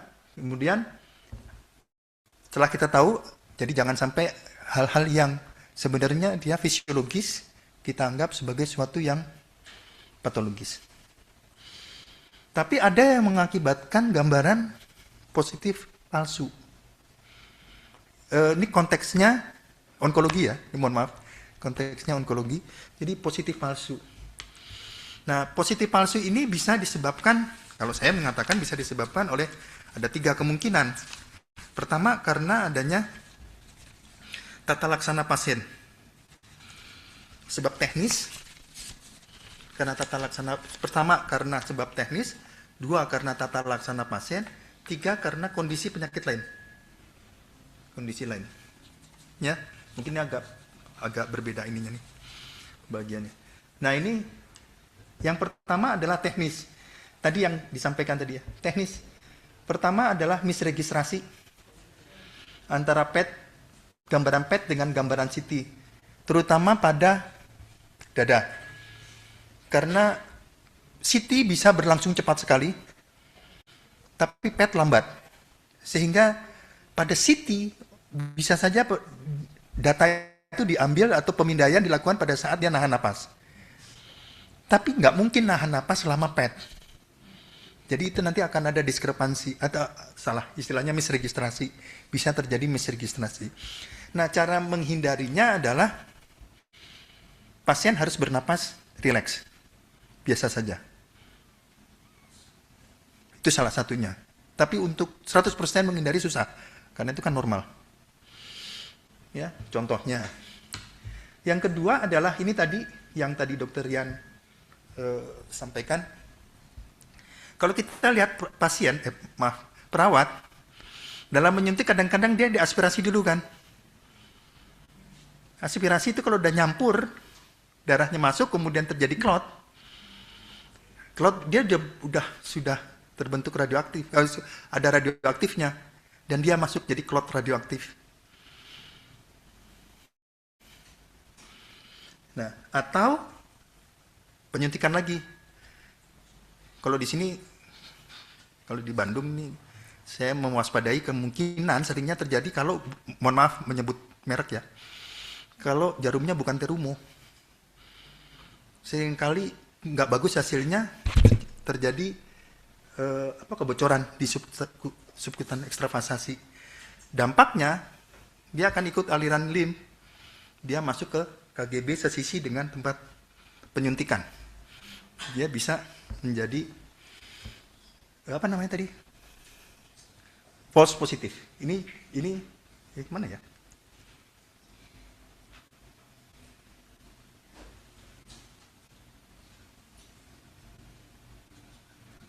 Nggak ada di sini. Mungkin di makalahnya nanti ada contohnya ya. Yang apa namanya? Injeksi clot. Gambarnya nanti itu ada. Di CT-nya tidak ditemukan apa-apa. Pada waktu gambar PET-nya ditemukan. Dan ternyata pada waktu follow up tidak terjadi apa-apa. Jadi diduga sebagai clot radioaktif. Yang berikutnya adalah tindakan. Tindakan tadi pemasangan implan, kemudian zat kontras, itu juga mempengaruhi. Termasuk juga radiasi pasca terapi, ya, pasca terapi itu juga bisa mempengaruhi. Ini contoh pada kanker ini misregistrasi ya. Ini contoh misregistrasi di mana pada CT-nya, pada citra anatominya ini jelas nodulnya berada di hati. Tapi pada waktu dilakukan pemeriksaan dia berada di paru. Ini adalah misregistrasi. Ya, jadi kita tetap harus juga membaca ini. Ya. Yang kedua, ini contoh karena pemakaian ini apa namanya? Logam gitu, implan payudara di dada kiri ini. Nah, ini citra atenuasi dengan citra non atenuasi. Ini B ada citra ini citra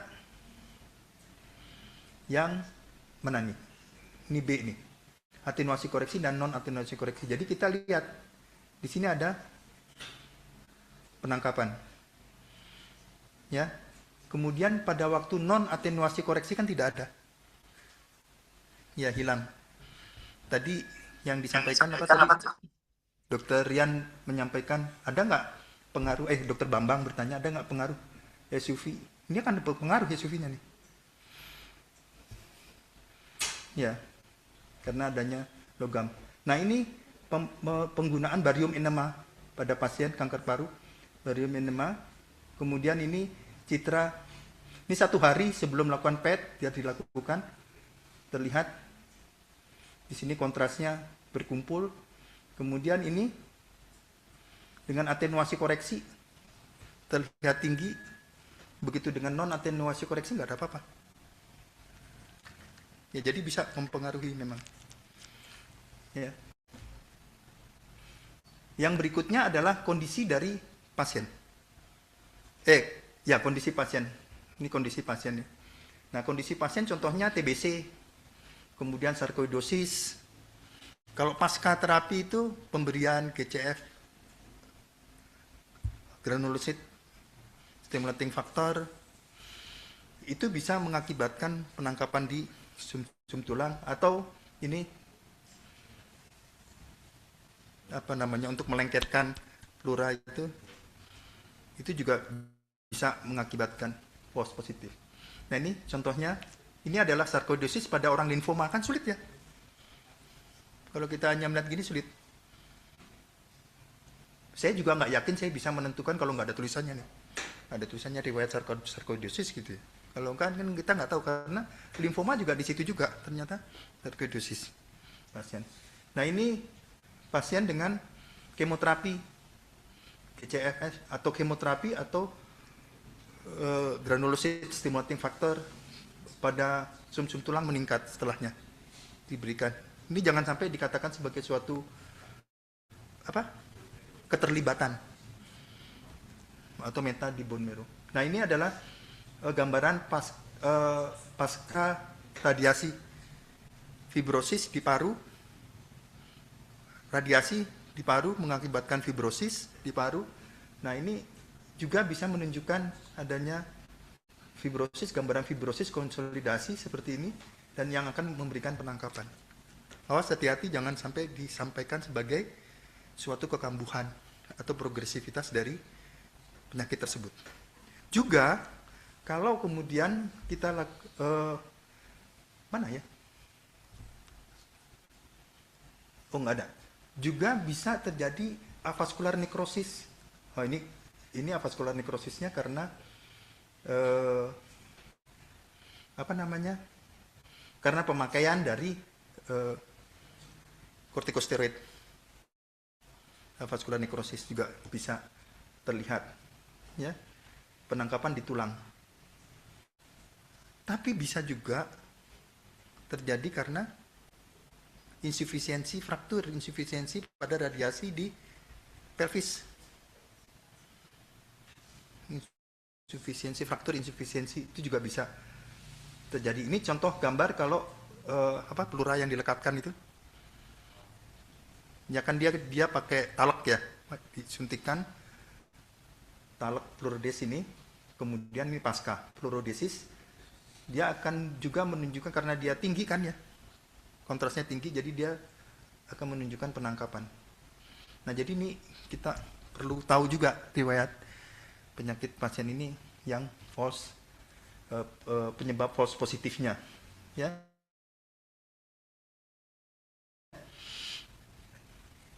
Nah, ada upaya membedakan antara terutama yang infeksi dengan yang peradangan dengan keganasan. Tadi pertanyaannya adalah dengan dual time tadi. Jadi dengan dual time, umumnya dengan perjalanan waktu, sel ganas ini tetap akan menumpuk si glukosanya ini. Jadi workbooknya itu kan terus-menerus dia masih menangkap terus. Karena konsentrasi 6-fosfatasenya yang rendah, dikeluarkannya jarang, jadi dia kecepatan menumpuknya. Dengan tadi dikatakan kecepatan dia masuk farmakodinamisnya itu sama sesuai dengan metabolisme sel tumor tersebut. Jadi sama dengan workbook kan. Jadi dia masih bisa meningkat. Sementara kalau dia jinak, dia akan berhenti, kemudian dia akan keluar, dilepaskan. Seperti ini. Tapi tidak semuanya gambaran semudah ini. Tidak semua gambaran semudah ini. Beberapa bisa, beberapa enggak. Tidak gambaran semudah ini. Tapi memang ada seperti ini. Ya. Kemudian ini adalah area buta, itu maksudnya false negatif, jadi dia tidak terlihat. Tidak terlihat karena apa? Karena metabolismenya rendah. Bisa terlihat karena ukurannya yang kecil secara teknik. Bisa terlihat karena secara tertutupi oleh hal yang lain. Atau secara enzimatik memang kurang. Jadi kalau yang secara metabolisme rendah, contohnya BAC ya, bronkoalveolar karsinoma di paru ya, itu kan rendah. Nah, kemudian juga karsinoid, ini karsinoid. Kemudian tumor-tumor yang atau keganasan yang dominan musin. Nggak ada selnya, kosong. Musin, itu juga dia akan tidak akan terlihat. Kemudian kalau yang kompetisi dengan latar belakang itu maksudnya kalau tumor tersebut tinggi, cuman dia berada pada tempat yang secara fisiologis tinggi, di otak gitu. Itu kan juga bisa miss jadinya kita. Atau keterbatasan revolusi karena kecil. Kadang-kadang menguntungkan, tapi kadang-kadang juga bisa tidak terlihat kecil. Karena partial volume effect. Kurang dari 1 cm atau kecil. Kemudian banyak ini enzimatik, secara enzim glukosa 6-fosfatasinya rasionya tinggi. Lebih tinggi contohnya pada hepatoma. Barangkali itu yang bisa disampaikan Dr.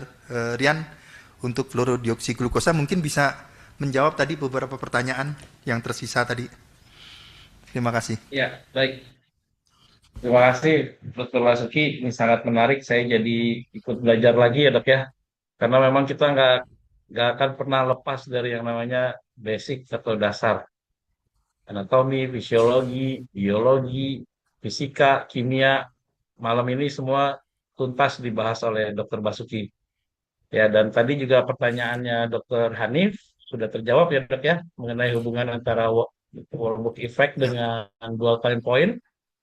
Ya, jadi memang jelas terdapat hubungan biologis yang sangat erat ya antara efek workbook dengan dual time point ini. Terutama karena ini ya dok ya, metabolic trapping pada sel kanker itu kan kita bisa lihat. Tapi memang betul yang disampaikan Dr. Basuki, nggak semudah seperti yang disampaikan di teori. Karena kita mesti ingat yang tadi di grafik yang ditunjukkan Dr. Basuki itu adalah membedakan sel kanker dengan inflamasi jinak. Kita harus ingat di negara kita infeksi tuberkulosis itu masih sangat tinggi dan itu benar-benar infeksi TB itu Tantangan. disebut juga great imitator. Jadi kita berapa kali ketipu ya dok ya antara dia ganas atau Ya. TB. Jadi ya memang betul PET CT itu nggak bisa dipakai untuk membedakan ganas atau jinak. Walaupun kita pakai dual time point juga tetap aja nggak bisa. Tetap histopatologi adalah gold standard. untuk membedakan ganas atau jinak. PET CT hanya membantu mengarahkan ke arah mana nih ganas atau jinak. Baik, kita buka lagi sesi tanya jawab ya dok ya. Untuk Ya, FBG ini silakan jika ada yang ingin bertanya, ini sudah ada di chat box dari Dr. Agus. Terkait ya dual Dokter time Agus. point sebaiknya dilakukan berapa lama dok? Antara yang scan pertama dengan scan yang berikutnya.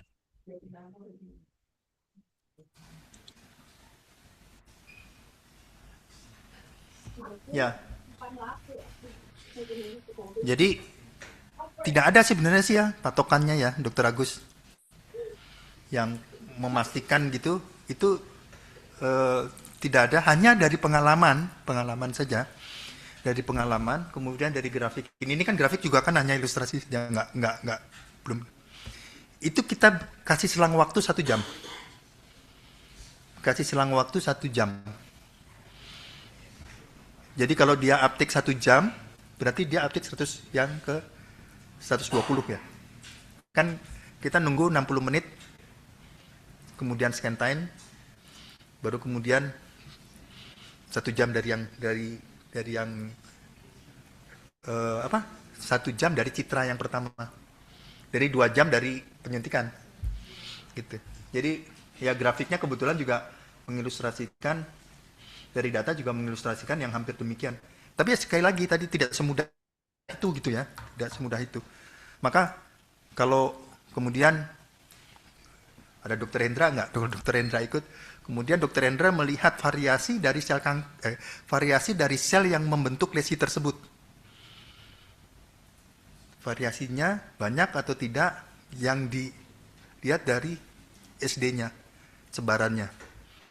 Itu juga bermaksud untuk melihat, membedakan antara keganasan dengan yang jinak, peradangan. Ya demikian Dokter Agus. Jadi kalau lihat dari grafik, kalau saya mencontohkan di 60 menit. Biasanya kita pakai 60 menit. Oke, Ya, Sofian? malah kadang-kadang ada yang 24 jam. Ya, Dokter Budi, silakan. Ya, motong aja saya Kita mau. berikan kesempatan dulu ke Dokter Budi ya, sebelum ke Terima kasih dok chatbot Bas lagi. presentasinya. Ada 2 pertanyaan nih. Karena kalau pasien itu dengan CA kolon, tapi dia menggunakan metformin, berarti kita memberikan edukasinya gimana dok Bas? Pertanyaan kedua, gimana kita membedakan antara king ya daerah inguinal itu dengan keganasan? Bedanya gimana caranya dok Bas? Ya, yang pertama tadi apa? Metformin. Anjing tadi. CA kolon pada penggunaan metformin. Jadi begini ya, ini mohon maaf sekali ya. Mungkin jawabannya tidak akan memuaskan, mungkin dari satu orang ke orang lain akan berbeda-beda karena ini tergantung pada time of flight ya. Jam terbang jadinya. Ya, mohon maaf jadinya. Jadi kalau metformin disampaikan secara teori, dia penangkapannya itu diffuse, tidak vokal. Nah, menggambarkan, mendeskripsikan gambaran yang diffuse itu saya tidak pandai. Jadi gambarannya ya diffuse ya seperti itu, diffuse itu. Jadi gambarannya homogen gitu. Itu bisa karena metformin. Kalau oleh karena itu kita perlu tuh pada orang-orang itu kita tanyakan penggunaan metformin, kita tanyakan juga riwayat buang air besarnya. Karena penangkapan yang seperti metformin itu bisa saja terjadi pada peradangan. Colitis atau Crohn itu bisa terjadi itu. Kalau melihat gambaran PET-nya saja ya, gambaran PET-nya saja bisa terjadi. Jadi hal yang bisa membantu kita adalah anamnesa. Yang memungkinkan. Tapi kalau dia adanya peradangan, mungkin kita juga harus perhatikan secara anatomi. Contohnya ada fatty stranding nggak di sekitarnya, yang mengakibatkan ada perkabutan atau keruh di sekitarnya disebabkan karena proses inflamasi yang terlihat pada CT. Informasinya itu pada CT. Selain kita lihat homogenitas penangkapannya, jadi diffuse atau vokal tadi. Nah, sekali lagi itu tergantung pada matanya masing-masing dan informasi yang kita ambil. Begitu juga dengan king-king tadi. Tapi kalau king-king itu agak lebih mudah, agak sedikit lebih mudah ya, sedikit saja. Kalau dia ada aliran, kalau dia mengalir, kita bisa melihat dia mengalir. Walaupun cuma sedikit, kita bisa lihat dia mengalir, kita bisa melihat dia strukturnya. Jadi kalau kita perhatikan pelan-pelan, posisinya dari CT, kita bisa melihat struktur ureternya, kemudian kita bisa melihat adanya sedikit aliran di sana. Jadi tidak menetap. Mau tidak mau, kita juga harus memperhatikan bagaimana sih gambaran limfadenopati jadinya. Gambaran suatu limfadenopati itu seperti apa?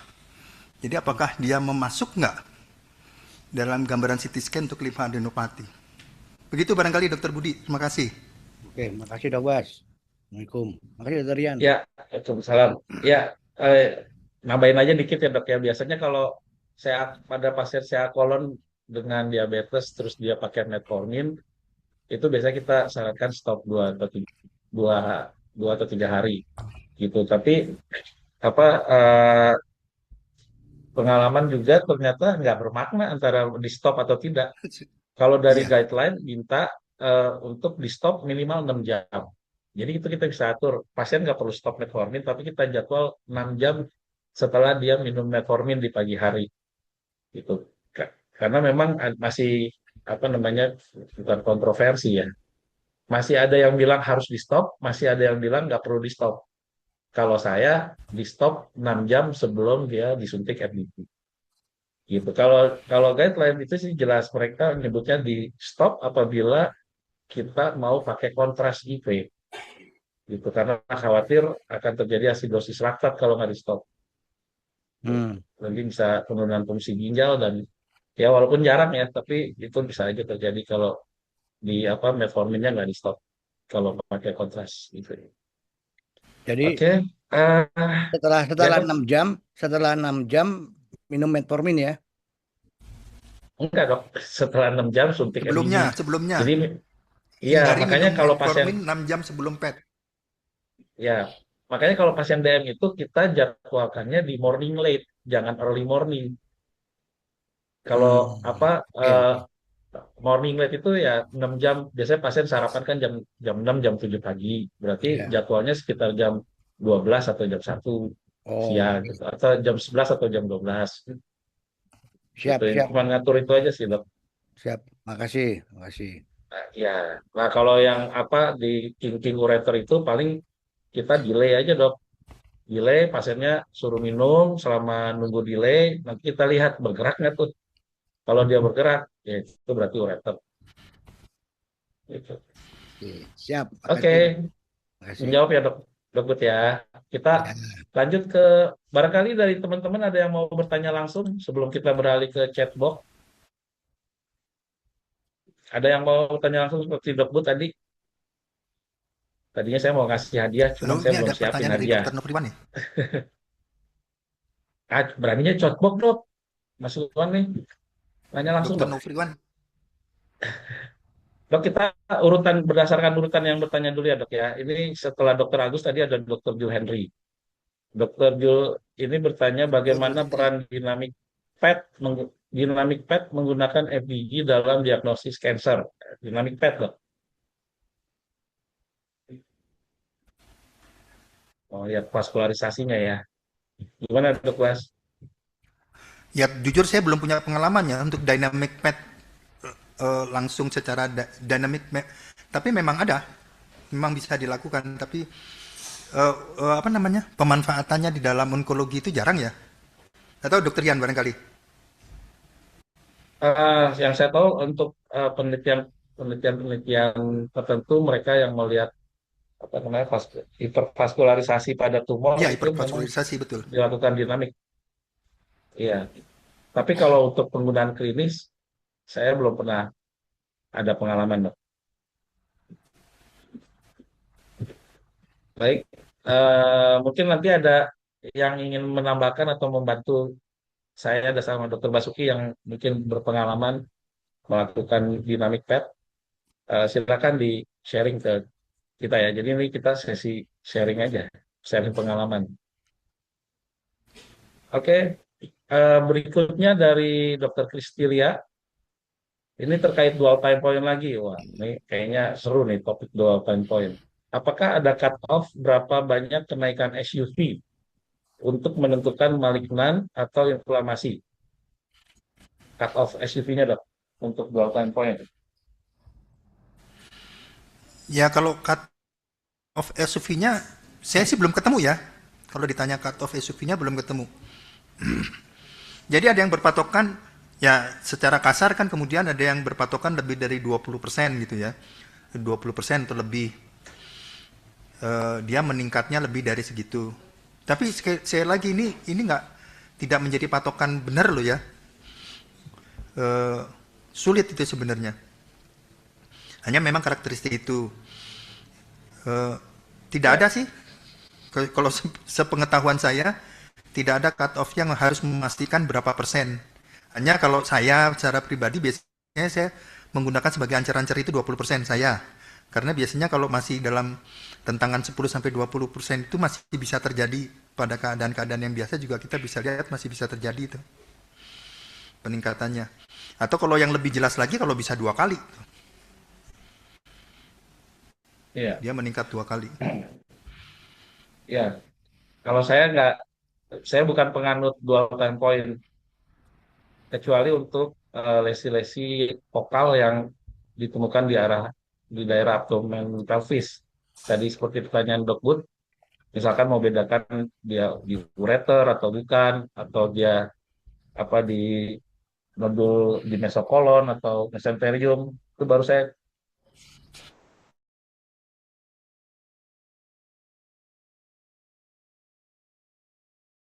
minta dual time point. Tapi kalau untuk bedain nggak nganut kepercayaan dual time point, jadi saya nggak kerjakan. Baik, ada lagi yang mau bertanya langsung silakan ya. Ini masih ada waktu 5 menit. Adakah, ini pertanyaan dari Dokter Noviwan, Dok. Adakah keuntungan penggunaan kontras untuk memastikan suatu diagnosa keganasan? Dan kapankah penggunaan kontras ini dilakukan? Nah, ini sering juga nih ditanyain pada pelayanan. Silakan Dok Bas mengenai kontras. Ya, kalau dari sisi kedokteran nuklir sebenarnya sih eh, nggak ada manfaatnya ya penggunaan kontras.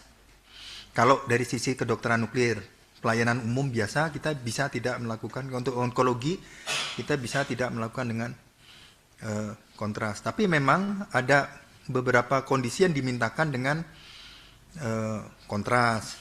Ya, kita harus terbuka juga.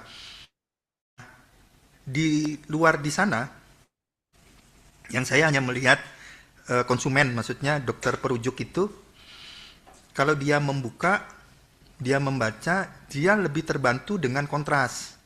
Sebenarnya karena ketidakmampuan untuk membaca petnya kan. Jadi dia menggunakan kontras. Tapi terkadang juga kontras ini membantu kita untuk mendelineasi lebih jelas. Itu betul. Kalau kebetulan kita memang ada kontrasnya, kita delineasinya lebih jelas. Nah, artinya begini, tergantung pada manajemennya di sana, tata laksana pasien. Apakah dia akan melakukan CT diagnostik juga atau tidak melakukan CT diagnostik?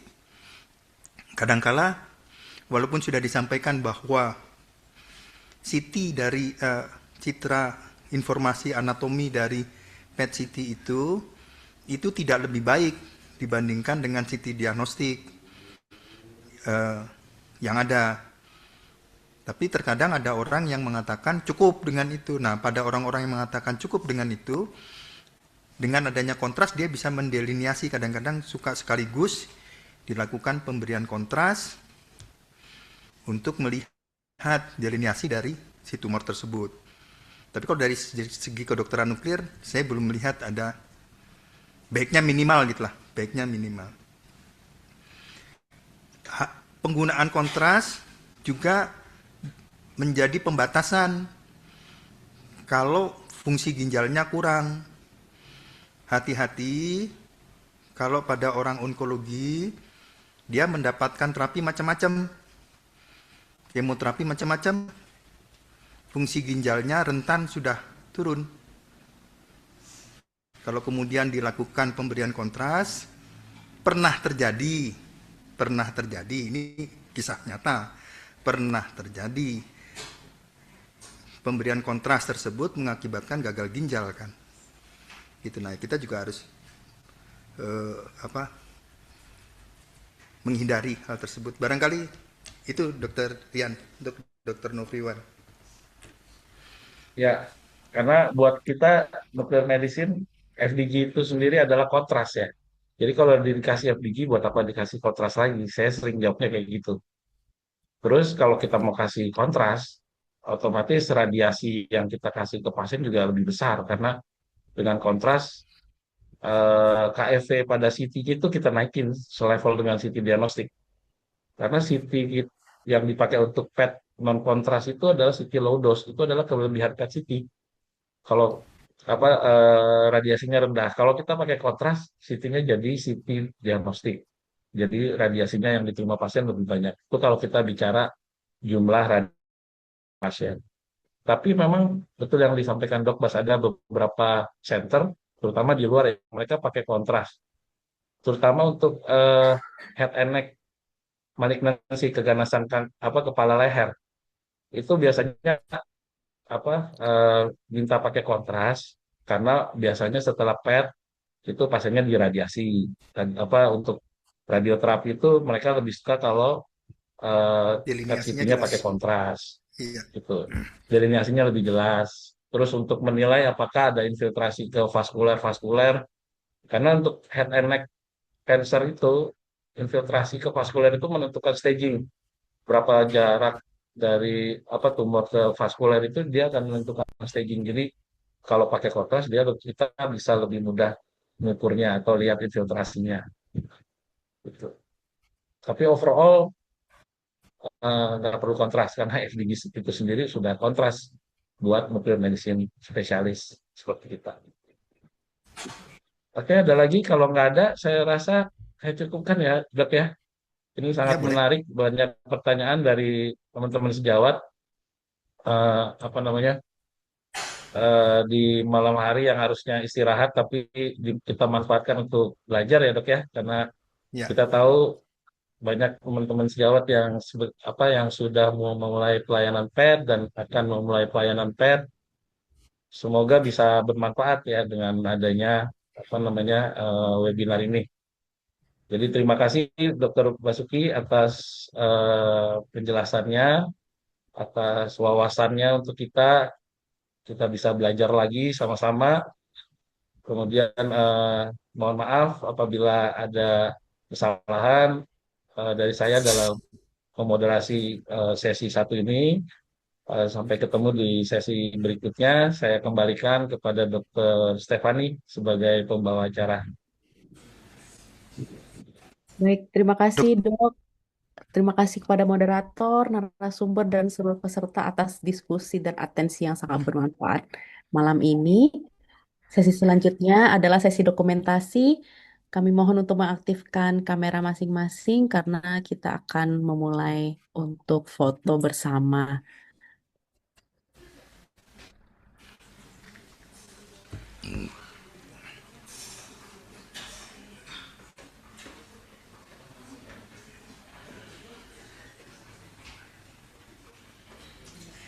Bentar ya, Dok.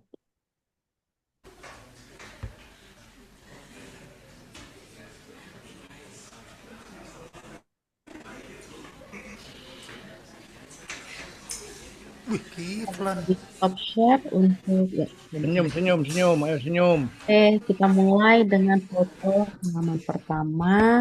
Senyum, 1, Man. 2, 3. Oke, halaman kedua. 1, 2, 3.